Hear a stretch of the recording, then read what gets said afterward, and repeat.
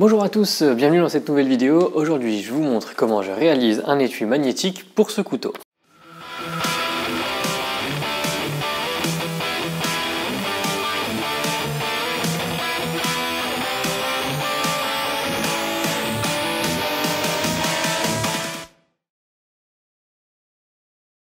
A l'occasion de la sortie de mon nouveau modèle Erix, j'ai aussi décidé de lancer une nouvelle gamme d'étuis et aujourd'hui on va faire le premier prototype pour voir si ça fonctionne bien. Pour ce type de couteau, j'avais vraiment envie d'essayer de faire un étui magnétique tout simplement parce que c'est des couteaux qui sont assez petits et j'ai envie de quelque chose qui s'utilise très rapidement, qu'on n'ait pas besoin de fouiller, de tirer, ce genre de choses. Je veux un étui où le couteau se clipse directement sur l'encoche qui lui est réservée. Donc c'est pas un genre d'étui qui va être disponible pour tous les couteaux, il faudra que ce soit relativement léger comme couteau.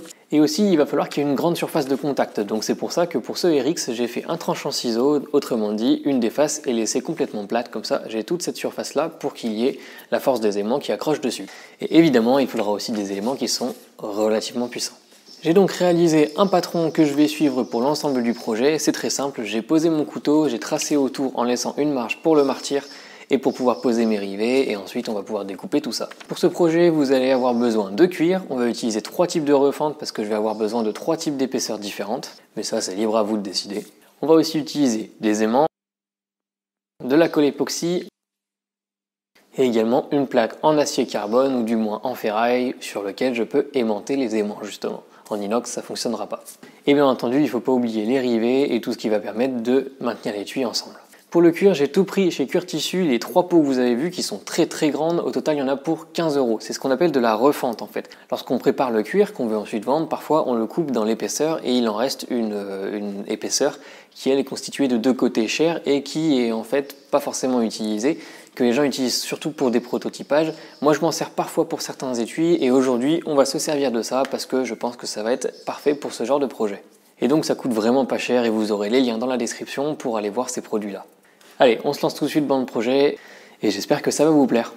On commence donc par découper les différentes pièces de cuir. Je vais utiliser de la refente de 1 mm d'épaisseur pour le dos et du 4 mm d'épaisseur pour la face supérieure. On découpe ensuite la face supérieure pour pouvoir insérer la lame et ensuite on passe aux finitions de la boucle qui va permettre de passer la ceinture.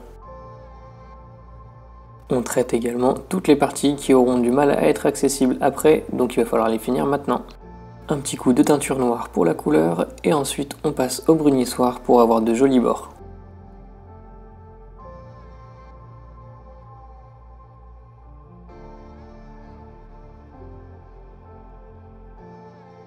Je fixe la boucle pour le passage de la ceinture avec 2 rivets, c'est amplement suffisant pour ce type de projet. Maintenant que les pièces de cuir sont terminées, on va passer à la découpe de la partie métallique et pour ça on n'oublie évidemment pas l'équipement de sécurité. On découpe la pièce, on abrase les bords pour avoir la forme finale et ensuite c'est plus que des étapes de finition pour avoir un état de surface acceptable. On va ensuite coller nos différentes pièces avec de la colle néoprène, c'est ce que j'utilise classiquement pour le travail des étuis.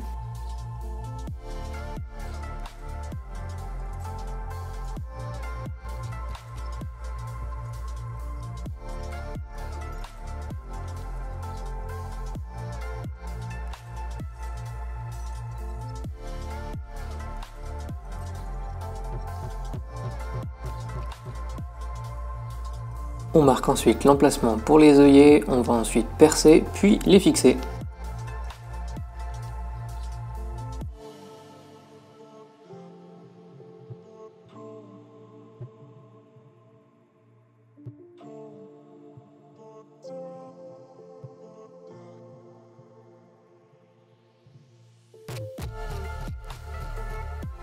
Maintenant que toutes les pièces sont bien attachées ensemble et qu'elles ne peuvent plus bouger, on va passer sur la ponceuse pour évaluer tout ça et mettre tous les bords au même niveau.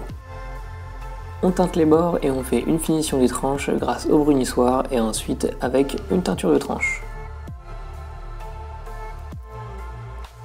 Il ne nous reste plus qu'à coller les aimants en place avec de l'époxy. Ici j'utilise de l'époxy 5 minutes, vous trouverez les liens dans la description pour vous en procurer.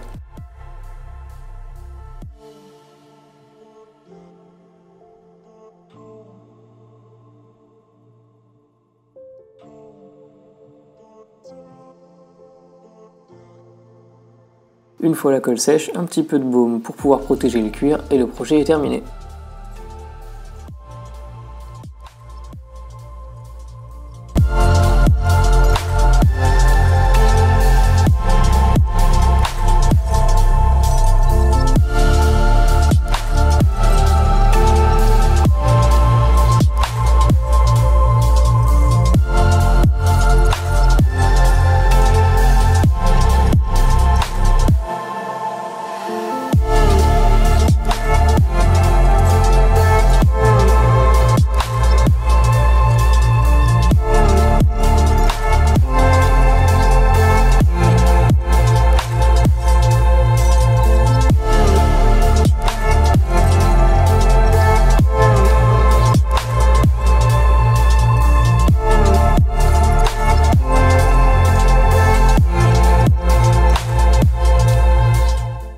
voilà, l'étui magnétique est terminé. Donc comme vous pouvez le voir, ça tient vraiment bien, on peut bouger avec.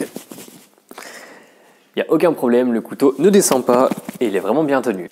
Et si on veut se servir du couteau, il n'y a vraiment pas besoin de s'embêter avec des boutons pression, des boutons de colle et des trucs qu'il faut passer par-ci, par-là. Non, on le prend et c'est réglé. On s'en sert, on fait ce qu'on veut et on a juste à le remettre en place. Et voilà, c'est terminé. Je suis vraiment super content du résultat. Comme vous pouvez le voir, ça bouge vraiment pas. Donc ça veut dire que j'ai utilisé des aimants qui sont suffisamment solides pour ce type de projet. Et la colle époxy permet vraiment de bien les maintenir en place. Normalement, il ne devrait y avoir aucun problème. Ça devrait être relativement durable. Si c'était à recommencer, je pense que j'utiliserais des aimants qui sont tout aussi fins, mais peut-être plus larges pour avoir plus de surface de contact. Hop là, comme vous pouvez le voir, ici on a des grandes zones où on n'a rien. Donc je pense qu'au lieu de mettre plein de petits aimants partout, j'aurais mis des grands aimants ici et peut-être plein de petits au niveau de la pointe. Mais bon, tout ça c'est des détails et peut-être des choses qu'il faudra repenser pour des couteaux de taille un peu plus grande. Pour ce genre de petits couteaux, c'est parfait et avec ces petits aimants là, j'ai vraiment le résultat que je souhaitais. Voilà, donc j'espère vraiment que cette vidéo vous aura plu, que comme moi vous êtes assez impressionné par ce genre d'étui. Il me semble que j'en ai encore jamais vu avant, donc peut-être que... Bon, c'est peut-être un peu prétentieux de dire que je suis le seul à en faire, mais j'en ai encore jamais vu, donc je sais pas trop. J'espère donc que la vidéo vous aura plu. Si c'est le cas, laissez-moi un like, un commentaire, vous abonner à la chaîne, ce serait super aussi, moi ça m'aide beaucoup. Si vous avez des idées de vidéos, n'hésitez pas à me les partager, moi je suis ouvert à toutes les suggestions. Je vous dis à la prochaine dans une future vidéo, et d'ici là portez-vous bien. Salut!